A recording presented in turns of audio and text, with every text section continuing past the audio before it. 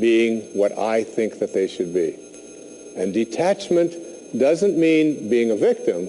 It just simply means I know that I can make my life fulfilled and happy by having a mind that is open to everything and attached nowhere. The second principle is a very simple principle. It says you can't give away what you don't have. Now, it sounds ridiculous, okay? But it's more than what meets the ear as you hear this. You can't give away what you don't have. People who are not good at giving away love can't give away love because they don't have it to give away. If I want to give you a dozen oranges, I can't give you those dozen oranges unless I go out and pick up 12 oranges someplace. Otherwise, all it is just empty rhetoric. And the same thing is true of virtually everything in your life. You can't give away love for others if you don't have love in here to give away. If what you have in here is contempt, if what you have in here is anger, if what you have in here is fear, then these are the things you're going to be giving away in your life. And I've often thought, and I really believe very strongly that there's a law, sort of a law in the universe. I call it the law of attraction. And the law of attraction is one that works like this. You get back from the universe, from the world, what it is that you put out there in the world. And if you're putting out there into the world that I am not worthy of attracting something beautiful into my life, that the universe will respond back to you with exactly that message. And there are people who come to me and who came to me for years when I had my own counseling practice and so on, and they would say to me, I just keep attracting the same kind of people, the same kind of events, the same kind of losers into my life. Why is that? Why do I keep doing that? And I keep attracting an absence of abundance. I just can't seem to attract abundance into my life. I'm always behind the eight ball. I'm never getting ahead. And I suggested to them, I said, did it ever occur to you that that's the very kind of message you're sending out to the world and out to the universe? That the ocean of abundance is there. And you can go to that ocean of abundance and you can take a Mack truck and you can fill it up 20 times a day and take it out of there, and guess what? It doesn't impact at all the ocean of abundance. It doesn't even go down a zillionth of an inch. It's unlimited. Or you can go to the same ocean of abundance with a eyedropper, and you can just take this much out once a month and say, that's all that seems to be available for me. And the interesting thing for me is that when people go to this ocean of abundance, this unlimited world, all that I have is thine, it says in the holy books. All that I have is thine. It's all there for you.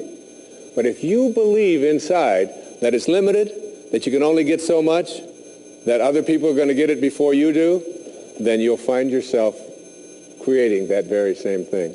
And the even more interesting part about this you can't give away what you don't have principle is that if your message to the universe is gimme, gimme, gimme, which is a lot of people's message to the universe. I want this from you. I want that from you. Please give me this. I have to have that. That's what their prayer is like. That's what their message is, and they say, I want this from the universe. Gimme, gimme, gimme.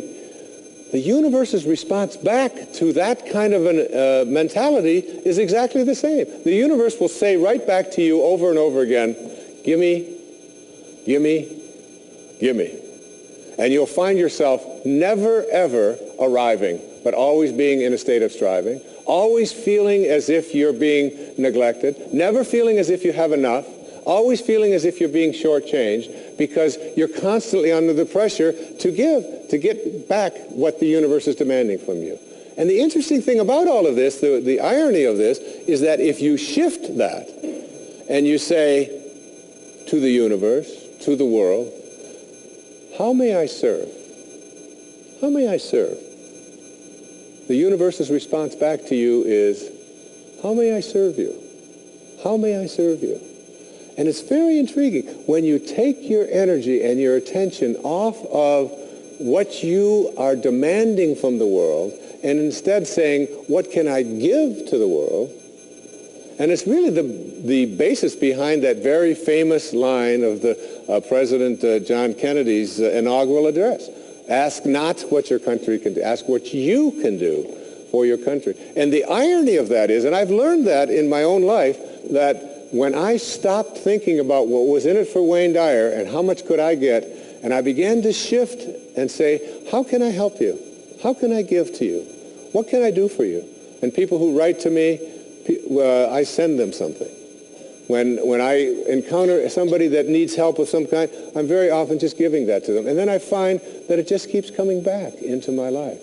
And once I shifted that energy off of what can I have into what can I give, it seemed to me that the universe responded back with the very same message. What can I give to you? And the most incredible and wonderful and beautiful abundance has flowed into my life in every way that I can possibly think of.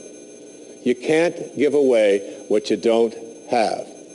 So take a look at an inventory of what you do have. How much do you love yourself? How much kindness do you have in you? How much peace do you have in you? How much joy do you have in you? And if you're able to give that away as many times as you can in a given day, watch and see how much more of that continues to show up and come back in your life. Okay? The third principle is one of my very favorites. It's called, there are no justified resentments. And this is a very difficult principle for many people to get, but one that I believe very strongly in. I was in a group one time of drug addicts and alcoholics. And I was one of the people that was a sponsor and leading this group. And the sign on the wall said, there are no justified resentments in this group. And what I said to that group that night was, no matter what anybody says to you here, no matter what kind of anger comes directed towards you, no matter how much hate you may encounter showing up in your life, there are no justified resentments. Meaning that if you carry around resentment inside of you about anything or about anyone, and I'm talking about the person that you lent money to and hasn't paid you back, I'm talking about the person in your life that you feel was abusive in your life, I'm talking about the person who walked out on you and left you for somebody else, I'm talking about all of the things that you have justified in your heart and in your life that you have the right to be resentful about. And I'm suggesting to you that those resentments will always end up harming you and creating in you a sense of despair. I've often said that no one ever dies from a snake bite. The snake bite will never kill you. You cannot be unbitten. Once you're bitten, you're bitten. But it's the venom that continues to pour through your system after the bite that will end up destroying you. So now you have to take a look at all of the resentments that you may have in your life. And I'd like to suggest to you that I think there is a wonderful metaphor for this that I have created in my life for how to make this work. And I think that Regis Philbin is the one who's responsible for it, all right? My buddy Regis. There's a show called Who Wants to Be a Millionaire that has been popular all over the world. I'm in South Africa, it comes on, all right? I was in Australia, and they've got their own Australian version. And in Greece, they have the Greek edition of Who Wants to Be a Millionaire. And basically, this show has two levels that you have to get to. Now, the first level is the $1,000 level. And at the $1,000 level, you basically have to answer a question like, On your hand, you have some digits. Those digits on your hand are called your feet, your nose, your ears, your fingers. And everybody who ever goes on the show has this horrible dread that they're going to go out on one of those questions, right? So basically, in order to get to the $1,000 level, all you have to do is answer 5 pretty simple questions in order to get to the $1,000 level. Now, on this program, the $1,000 level for you in this metaphor means that you will leave with something if you get this. At least get this. This is the $1,000 level. You must send blame out of your life for any conditions of your life. Blame has to go. All right? Now, blame means if you're sitting there with a disease, you say, without guilt, it's mine, I take responsibility for it. This means that if you have been through any tough circumstances in your life, this means if you have a minimal amount of financial security in your life, this means if your children don't get along with you, this means that if your neighbors are taking up a petition to get you out of the neighborhood, whatever it might be that's going on in your life, you name it, and everybody across this great country and across this world has a series of these things that you're willing to say, I am here because of the choices that I have made right now. I'm willing to say that. Even though it's difficult, and we know it's really not your fault. We know really there's a lot of people out there who are really bad, all right? But you're willing to say no blame. That's the first level, all right? That's where you understand no justified resentment. And then on the Who Wants to Be a Millionaire show, there is what is called the $32,000 level. And the $32,000 level is not only an opportunity for you to walk away with a sizable amount of goodies, which you can walk away from tonight in this program, but it also is the door opener to multi-wealth. But you got to get to this in order to have an opportunity to move into these transcendent levels, all right? Millionaire spiritual status, all right? You got to get through these next 5 questions. And this $32,000 question, or level rather, comes to this. It came to me from a quotation that I used in the writing of A Spiritual Solution to Every Problem. I read a book that was written a couple of thousand years ago by Patanjali, the Yoga Sutras, the aphorisms of Patanjali. And one of those sutras, one of those aphorisms, observations that this brilliant man made almost 2,000 years ago, was this. He said, if you become steadfast in your abstentions of thoughts of harm directed towards others, all living creatures will cease to feel enmity in your presence. Now, this translates to blame, pretty basic. No more blame. I'm just not going to assign responsibility to other people for where I am, because now I have an opportunity to get rid of it. If I think someone else caused it, then I've got to wait for somebody else to change in order for me to get rid of it, and you might wait forever for that. But if I take responsibility for it, I can do something, including move on, which might be the most important thing to do. But at the higher level, when there are no justified resentments, what you are doing is what St. Francis did, Francesco. What you are doing is you are at a place where you are sending love in response to hate.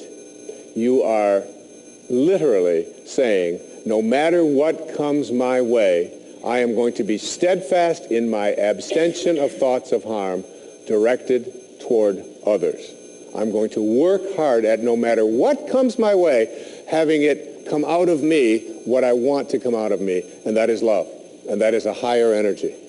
And if you can get to that level, Patanjali said, All living creatures will cease to feel enmity in your presence. I have a little girl, a precious little girl. I have 6 precious girls and 2 precious sons, but I have a little girl who is almost 12. And she loves animals like no one I've ever met in my life. I mean, her whole life revolves around animals. And when we walk in the woods, butterflies avoid me, fly away from people around, and they come and they land right on her arm, and it happens all the time. All living creatures, she couldn't have a thought of harm directed towards any living creature, and Patanjali said to us, all living creatures will cease to feel fear or enmity or anger in the presence of those who can send love in response to hate. That's what I mean when I say there are no justified resentments. What I'd like to do, I'd like to share a little story here with you. It's a very tender story. It was sent to me by someone who sends me beautiful things in the mail. And I call it the Teddy story. And I'd like to read this to you, if I can do it without tearing up. And this story illustrates this as well as anything I've ever seen. There's a story many years ago of an elementary school teacher. Her name was Mrs. Thompson. As she stood in front of her 5th grade class on the very first day of school, she told the children a lie. Like most teachers, she looked at her students and said that she loved them all the same. But that was impossible because there in the front row, slumped in his seat, was a little boy named Teddy Stoddard. Mrs. Thompson had watched Teddy the year before and noticed that he didn't play well with the other children, that his clothes were messy and that he constantly needed a bath. Teddy could be unpleasant. It got to the point where Mrs. Thompson would actually take delight in marking his papers with a broad red pen and making bold X's and then putting a big F at the top of his papers. At the school where Mrs. Thompson taught, she was required to review each child's past records, and she put Teddy's off until last. However, when she reviewed his file, she was in for a surprise. Teddy's 1st grade teacher wrote, "Teddy is a bright child with a ready laugh. He does his work neatly and he has good manners. He's a joy to be around." His 2nd grade teacher wrote, "Teddy's an excellent student, well liked by his classmates, but he's troubled because his mother has a terminal illness and life at home must be a struggle." His 3rd grade teacher wrote, "His mother's death has been hard on him. He tries to do his best, but his father doesn't show much interest, and his home life will soon affect him if steps aren't taken." Teddy's 4th grade teacher wrote, "Teddy's withdrawn and doesn't show up much interest in school. He doesn't have many friends, and sometimes he even sleeps in class." By now, Mrs. Thompson realized the problem, and she was ashamed of herself. She felt even worse when her students brought her Christmas presents wrapped in beautiful ribbons and bright paper, except for Teddy's. His present was clumsily wrapped in heavy brown paper that he got from the grocery bag. Mrs. Thompson took pains to open it in the middle of the other presents. Some of the children started to laugh when she found a rhinestone bracelet with some of the stones missing and a bottle that was 1/4 full of perfume. But she stifled her children's laughter when she exclaimed how pretty the bracelet was, putting it on and dabbing some of the perfume on her wrist. Teddy Stoddard stayed after school that day just long enough to say, "Mrs. Thompson, today you smell just like my mom used to." After the children left, she cried for at least an hour. On the very day, she quit teaching reading, writing, and arithmetic, and instead, she began to teach children. Mrs. Thompson paid particular attention to Teddy. As she worked with him and his mind seemed to come alive, the more she encouraged him, the faster he responded. By the end of the year, Teddy had become one of the smartest children in the class, and despite her lie, became one of her teacher's pets. A year later, she found a note under the door from Teddy telling her that she was still the best teacher he ever had in his whole life. 6 years went by before she got another note from Teddy. He then wrote that he had finished high school 3rd in his class, and she was still the best teacher he ever had in his whole life. 4 years after that, she got another letter saying that while things had been tough at times, he stayed in school and stuck with it. and would soon graduate from college with the highest of honors. He assured Mrs. Thompson that she was still the very best and favorite teacher he ever had in his whole life. Then 4 more years passed, and yet another letter came. This time he explained that after he got his bachelor's degree, he decided to go a little further. The letter explained that she was still the best and favorite teacher he ever had, but now his name was a little longer. The letter was signed Theodore F. Stoddard, M.D. But the story doesn't end there. You see, there was yet another letter that spring. Teddy said he'd met this girl and was going to be married. He explained that his father had died a couple of years ago, and he was wondering if Mrs. Thompson might agree to sit in the place at the wedding that was usually reserved for the mother of the groom. Of course, Mrs. Thompson did, and guess what? She wore that bracelet, the one with the several rhinestones missing, and she made sure she was wearing the perfume that Teddy remembered his mother wearing on their last Christmas together. They hugged each other, and Dr. Stoddard whispered in Mrs. Thompson's ear, "Thank you so much for making me feel important and showing me that I could make a difference." Mrs. Thompson came with tears in her eyes and whispered back, "Teddy, you have it all wrong. You were the one who taught me that I could make a difference. I didn't know how to teach until I met you." Isn't that a beautiful story? Yeah.